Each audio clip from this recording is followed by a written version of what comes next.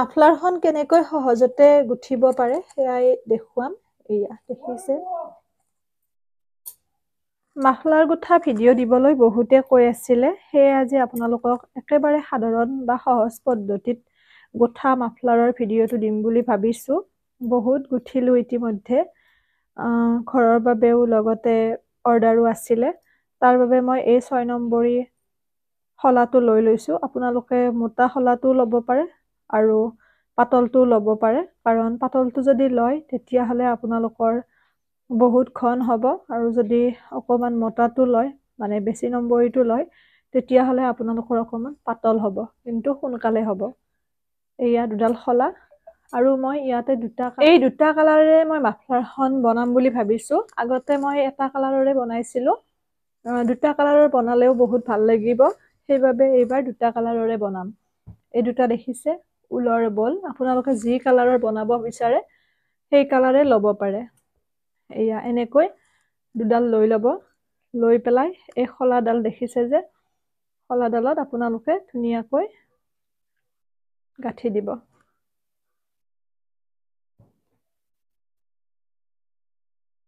এয়া ঘৰ আপোনালোকে মাফলাৰখন যিমান বহল কৰিব বিচাৰে সেই অনুপাতে ঘৰটো ল'ব পাৰে। মই 40টামান ল'ম, 3, 4 এনেকৈ।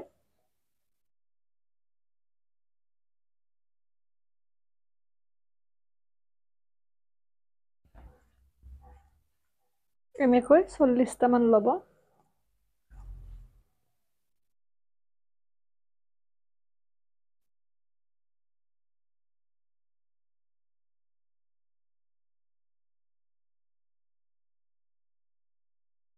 এনেকৈ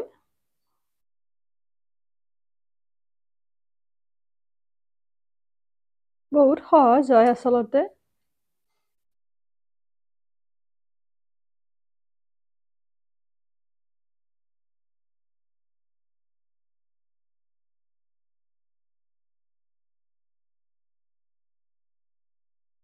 এয়া আপোনালোকে যিমান বহল কৰিব বিচাৰে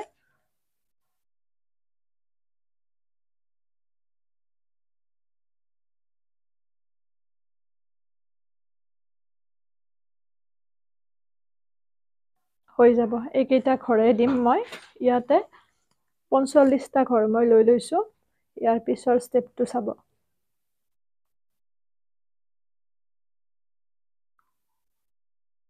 এনেকৈ এয়া প্ৰথমটো আমি এনেকৈ দিব লাগিব। এয়া নেক্সটটো আৰু আমি এনেকৈ দি যাম। এয়া এই ধৰণে অকণমান চাব, চালে বুজি পাব কেনেকৈ মই দিছোঁ। একেবাৰে সহজ হয় এইটো নিয়ম, আৰু মই বেলেগ ডিজাইনতো দেখুৱাম। যদি আপোনালোকে চুৱেটাৰ বা তেনেকৈ চাব বিচাৰে, শৰাই ঢকাও মই কুৰ্চীৰে বনাব পাৰোঁ ধুনীয়াকৈ। আচলতে সময়ৰ কাৰণে এইবোৰ মোৰ কৰা নহয়। এয়া এনেকৈ খুব সুন্দৰকৈ এইটো লাইন গাঁঠি ল'ম।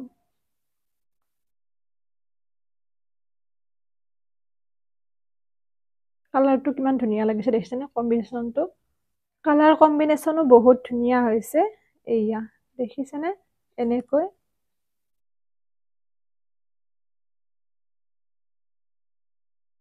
গোটেই মাফলাৰখন আমি এই প্ৰচেছতে গাঁঠিব লাগিব।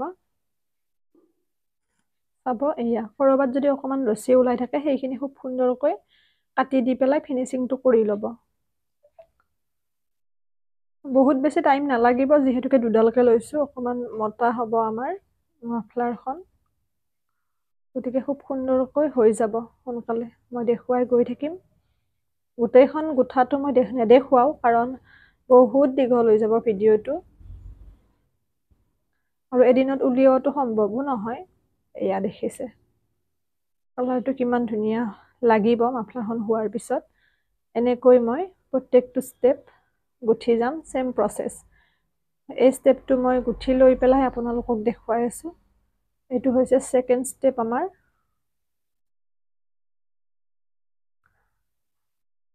এয়া দেখিছে এই স্টেপটো মই গুঠি লম কিছু এনেকৈ সেম প্ৰসেসেৰে এখন একদম সিম্পল মাফলাৰ হয় ইয়াৰ পিছত মই ডিজাইন থকাও দিম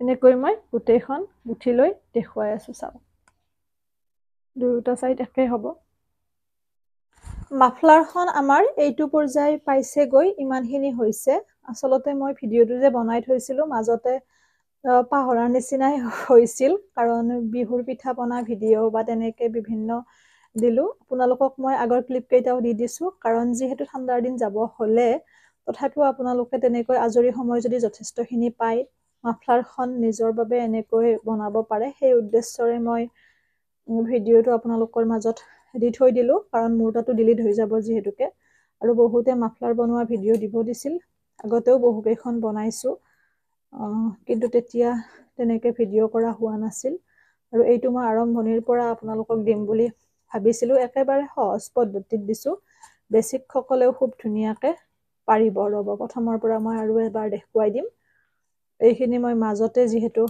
ষ্টাৰ্টিং কৰিলো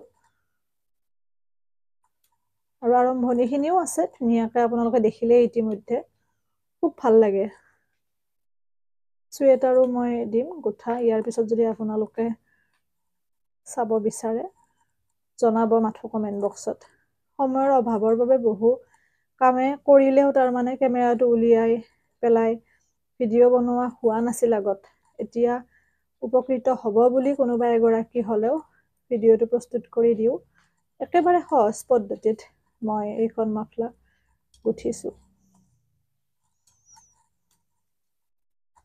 এয়া দেখিছে কালাৰ মই দুটা কালাৰ ব্যৱহাৰ কৰিছো আৰু দুয়োফালে মই দহি গুঠি দিম ধুনিয়াকৈ তেতিয়া খুব ভাল লগা হ'ব চাব এতিয়া এইখিনি আমি কি কৰিম এবাৰে দেখুৱাই দিম আপোনালোকক কাৰণ আগৰ আৰম্ভণিখিনি দেখুৱাইছোৱে এনেকৈ ধুনিয়াকৈ সেম প্ৰসেসত আপোনালোকে গাঠি যাব লাগে আৰু বহুত টান খালি নকৰিব আপোনালোকে টান কৰিলে মানে গাঠিবলৈ অসুবিধা পায় এনেকৈ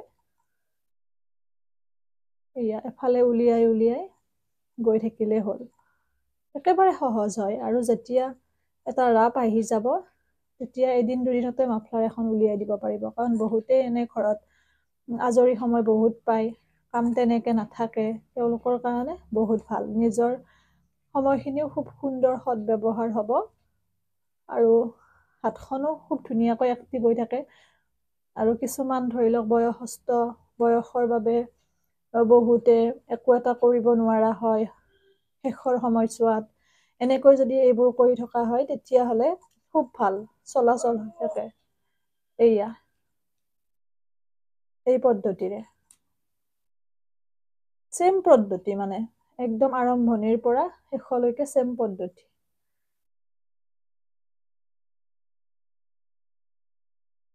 এনেকৈ সুৱেটাৰ ধুনিয়া ধুনিয়া বনাব পাৰি দুটামান আছে বনোৱা আগতে মই আকৌ ভিডিও দিম আপোনালোকক কিন্তু মই এই ভিডিওত ইমান ভালকে সময় দিব পৰা নাই এইকেইদিন কাৰণ কাপোৰো বহুত পৰিছে যে সৰস্বতী পূজা আহিছে কাপোৰো চিলাই আছো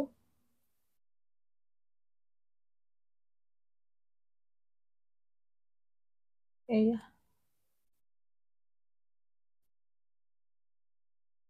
এই পদ্ধতিৰে গোটেইখিনি আমি গুঠিম এফালৰ পৰা এফাললৈ গুঠিলে হ'ল প্ৰথমতে মই দুয়োটা মিক্স কৰি দিছিলো দুয়োটা কালাৰ সেইখিনিও ভাল লগাই হৈছিল দেখিছেনে কিন্তু পিছত ভাবিলো মাজতখিনি যদি বগা ৰাখি দিও তেতিয়াও ভাল লাগিব কম্বিনেশ্যনটো ল'ৰা ছোৱালী উভয়ে মাফলাৰখন ব্যৱহাৰ কৰিব পাৰিব এয়া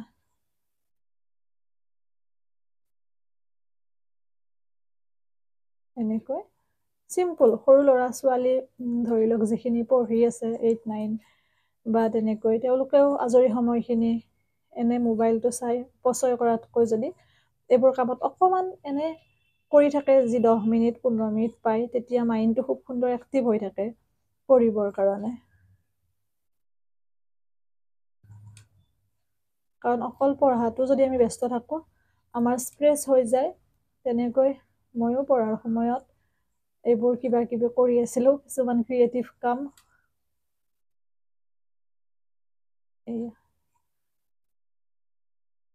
ভাল লাগে, যিবোৰ কাম আমাৰ সৎ ব্যৱহাৰ হয় সেইবোৰ কাম আমি কৰিব লাগে, আৰু অকণমান শিকিলে সকলো কামে পৰা যায়। এইদৰে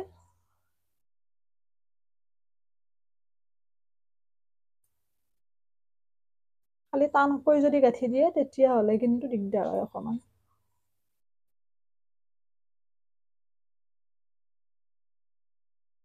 এইদৰে ঠিক একেদৰে এইবাৰো গোটেইখিনি দেখুৱাই নাথাকোঁ, আৰু তথাপিও অকণমান কৈ দিছোঁ আৰু এবাৰ।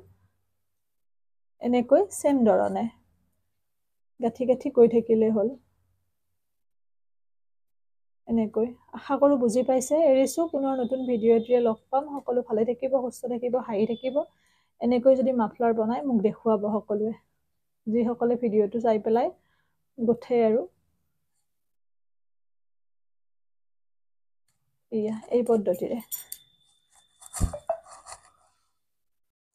এয়া এই পদ্ধতিৰে গুঠিব। দেখিছে কিমান ধুনীয়া হৈছে। এডলীয়াকেও দিব পাৰে, মই দুডলীয়াকে দিছোঁ, তেতিয়া অলপ মোটা হ'ব, যাৰ বাবে অলপ অকণমান সোনকালেও হ'ব। আৰু মানে সেই হেতুকে সেয়া ওলাই গ'ল। মাজতে কেতিয়াবা অসাৱধানতাৰ বাবে ওলাই যাবও পাৰে। এয়া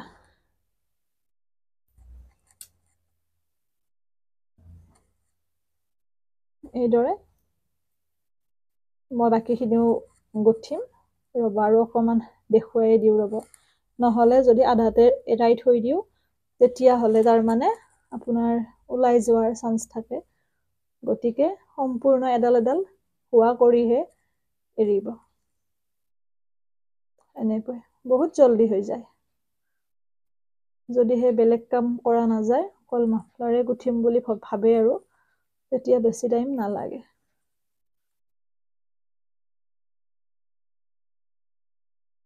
এনেদৰে